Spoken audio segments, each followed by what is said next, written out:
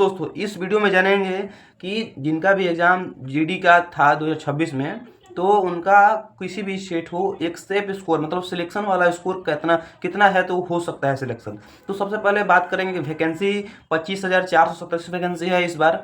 उसमें आपका जनरल का लगभग 10,198 वैकेंसी है, ओबीसी का है 5326 वैकेंसी है, ईडब्ल्यूएस का 2416 वैकेंसी है और एससी का 3433 वैकेंसी है और एसटी का वही 2091 वैकेंसी है। मतलब जो स्टेट वाइज वैकेंसी तो रहती है, लेकिन मैं बताया कि कैटेगरी वाइज वैकेंसी, ठीक है। तो सबसे पहले कि हम जानेंगे कि नॉर्मलाइजेशन में कितना फ़ायदा मिलेगा, कौन शिफ्ट हार्ड है और कौन शिफ्ट इजी है। तो देखो भाई, अगर हार्ड शिफ्ट की बात की जाए तो 25 मई की जो फर्स्ट शिफ्ट है ना, वो सबसे हार्ड शिफ्ट है। कैसे बता दे रहा हूँ, जिनका भी एग्जाम 25 मई का था फर्स्ट शिफ्ट में, तो उनका जो भी लड़के एग्जाम दिए थे तो उनका एवरेज लगभग 70.83 बन रहा है, मतलब 70 मान के चलिए।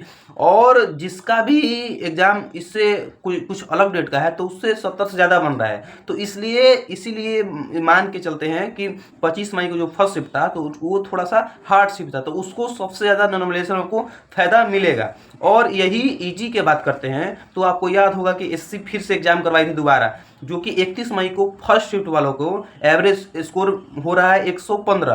तो अगर नॉर्मलाइजेशन में इनको नुकसान हो सकता है, मतलब जिनका भी 31 मई को फर्स्ट शिफ्ट में पेपर था तो उनका जो नंबर घट सकता है, क्योंकि नॉर्मलाइजेशन क्या कहता है कि सबको बराबर बराबर ला कर दो, तो इनका स्कोर क्या होगा, नेगेटिव होगा। ये बात याद रखिए जिनका भी 31 मई का फर्स्ट शिफ्ट में एग्जाम था। और बात कर लेते हैं कुछ स्टेट के बारे में कि जिनका भी स्टेट में वैकेंसी कितने जा सकती है या कट ऑफ कितना जा सकता है। तो पहले यूपी की बात करते हैं, उत्तर प्रदेश। अगर आप उत्तर प्रदेश में हैं तो आप जनरल एरिया से हैं और जनरल में काउंट होते हैं, तो आपको 122 प्लस आपका स्कोर है, तो आप निश्चिंत रहिए, आपका सेलेक्ट होने वाला स्कोर एकदम है। उसके बाद अगर ओबीसी हैं तो 120 प्लस आपका होगा तो हो जाएगा। उसके बाद ईडब्ल्यूएस का जो जाएगा ना तो 120 से 124 जाएगा, ठीक है।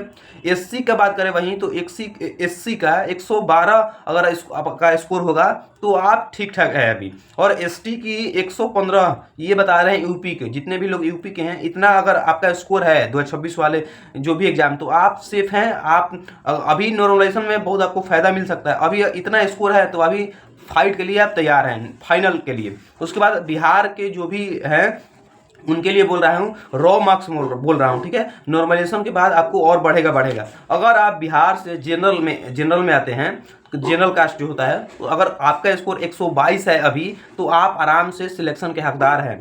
अगर आप ओबीसी से हैं तो 119 आपका स्कोर ठीक ठाक स्कोर है।